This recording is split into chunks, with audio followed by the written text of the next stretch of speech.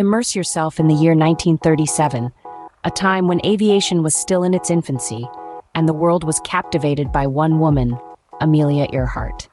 This Kansas-born trailblazer, with a heart full of ambition and a spirit full of courage, was soaring through the skies and shattering glass ceilings. Amelia Earhart's story is one of passion and determination. From an early age, she was fascinated by the world of aviation, a world that, at the time, was primarily dominated by men. But Amelia was no stranger to breaking norms. She was a woman of firsts, the first woman to fly solo across the Atlantic, the first woman to fly nonstop coast to coast across the United States, and the holder of numerous speed and altitude records.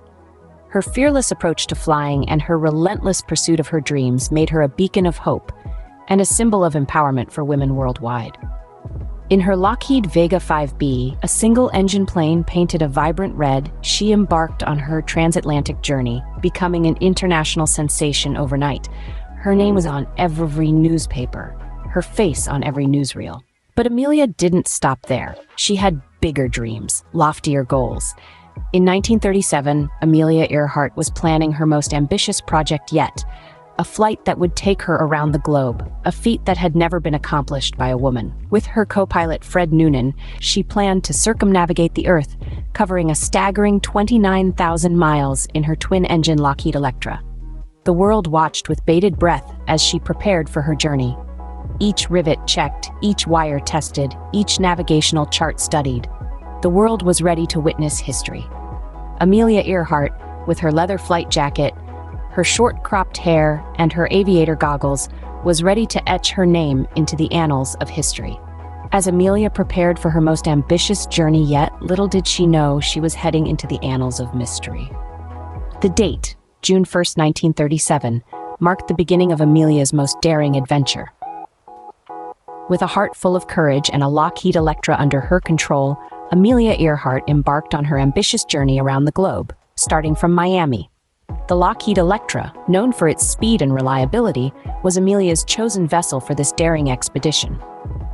This twin-engine, all-metal monoplane, equipped with the latest navigation instruments, was a testament to the technological advancements of the era.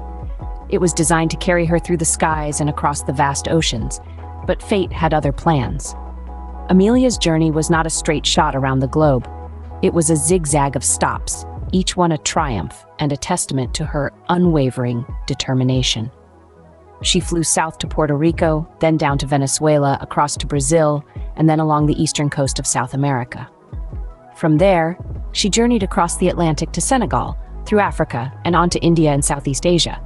Each stop brought its own challenges: unpredictable weather, mechanical issues, and the sheer physical toll of long-haul flights. But Amelia, with her indomitable spirit, tackled them head-on. Then came Leh, the final stop before the most dangerous leg of her journey. Leh, New Guinea, a small city nestled between the mountains and the sea, was the last known stop in her journey. Here, she prepared for the daunting task ahead, crossing the Pacific. This was the most treacherous part of her journey, a vast, unforgiving expanse of water with no landmarks, no signposts, just the wide blue stretching out in all directions. Amelia was no stranger to danger, but the Pacific was a different beast. It was a test of her courage, her skill, and her determination. But she was ready to face it, to conquer it, to etch her name in the annals of history. From Leh, all that lay between Amelia and her dream was the vast, unforgiving Pacific. July 2nd, 1937, a date etched in history as the day Amelia Earhart disappeared into thin air. This was the day when the world lost contact with one of the most adventurous souls of the 20th century. Amelia and her loyal navigator, Fred Noonan, were on a mission to circumnavigate the globe, a feat that had never been accomplished by a woman. Their journey was meticulously planned, their course charted, their plane, a Lockheed Electra 10E, was equipped with the latest radio and navigation equipment. Their next stop was Howland Island, a tiny speck in the vast Pacific Ocean. However, they never made it. The weather was challenging that day. Overcast skies, occasional rain showers, and turbulent winds made navigation difficult. Despite these conditions, Amelia and Fred pressed on, determined to reach their destination. The final communications from Amelia and Fred were fraught with uncertainty. They reported their position and altitude, but something was amiss. Their transmissions were becoming weaker, more sporadic. They were low on fuel, and Howland Island was nowhere in sight. The last radio transmission from Amelia was chilling. She reported her position as being on line 157-337, a line of position that could have been anywhere in the Pacific. She sounded desperate, her voice filled with a sense of urgency. She knew they were running out of time. The ground crews on Howland Island tried to respond, but was as if their transmissions were disappearing into thin air. They could hear Amelia, but she could not hear them. They sent up smoke signals in a desperate attempt to guide her in, but it was to no avail.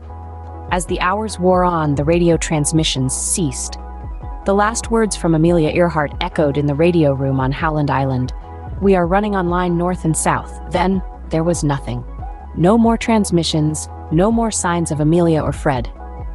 Then only silence. The world waited, but Amelia Earhart never arrived at Howland Island.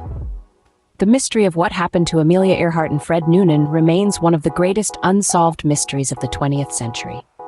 The disappearance of Amelia Earhart sparked one of the most extensive sea and air searches in history. The immediate aftermath of her vanishing was a flurry of activity. For 2 weeks, the United States government launched a search effort that was unparalleled at the time. The U.S. Coast Guard and Navy scoured the Pacific Ocean, covering a staggering 150,000 square miles. Radio operators across the globe tuned in, hoping to catch a faint signal, a cry for help. While the world held its collective breath, Earhart and her navigator, Fred Noonan, were officially declared missing. The search, as exhaustive as it was, yielded no trace of the plane or its occupants. 2 years later, in January of 1939, Earhart was legally declared dead. Despite the lack of concrete evidence, theories about Amelia Earhart's disappearance proliferated. Some proposed that she had crashed at sea, her plane sinking into the depths of the Pacific, forever out of reach. This theory, while grim, is the most widely accepted. Others, however, suggested a more dramatic turn of events. One such theory is that Earhart and Noonan were captured by Japanese forces, mistaken for American spies. Proponents of this theory point to alleged radio transmissions and unverified accounts of American pilots in captivity. A third theory posits that Earhart and Noonan survived the initial disappearance, only to find themselves cast away on an uninhabited island. This theory is fueled by the discovery of artifacts on Nikomamaro Island that could potentially have belonged to the lost aviator. Despite these theories and multiple expeditions to find any trace of Earhart or her plane, her fate remains shrouded in mystery. The disappearance of Amelia Earhart is not just a missing person case, but a riddle that has perplexed the world for over 8 decades. Despite numerous expeditions and investigations, Amelia Earhart's fate remains one of aviation's greatest unsolved mysteries. Though her fate is unknown, Amelia Earhart's legacy is undeniable. Amelia Earhart, a name that echoes through the annals of aviation history with a resonance that belies the mystery shrouding her disappearance. But Amelia was far more than the enigma of her final flight.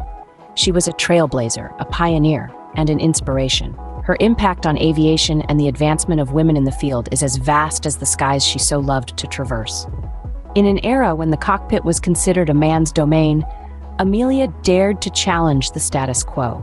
She was the first woman to fly solo across the Atlantic Ocean, a feat that not only showcased her skill as a pilot, but also her courage and determination. This monumental achievement shattered the glass ceiling in aviation, proving that women could fly as well, if not better, than their male counterparts. Amelia's influence went beyond merely breaking records. She was a beacon of hope and a symbol of empowerment for women around the world. Her bravery in the face of adversity, her tenacity in pursuing her dreams, and her unyielding spirit in the face of challenges have inspired countless women to take to the skies. Amelia's words, too, continue to resonate with us. She once said, "The most difficult thing is the decision to act. The rest is merely tenacity." These words serve as a powerful reminder of the importance of taking that first step, of daring to dream, and of never giving up, no matter the odds. Amelia Earhart may have vanished, but her legacy remains. Her story continues to captivate us. Her achievements still stand as milestones in aviation history, and her spirit continues to inspire generations of women to reach for the stars. Amelia Earhart, the woman, the pilot, the enigma, continues to inspire and intrigue us, a testament to her enduring legacy.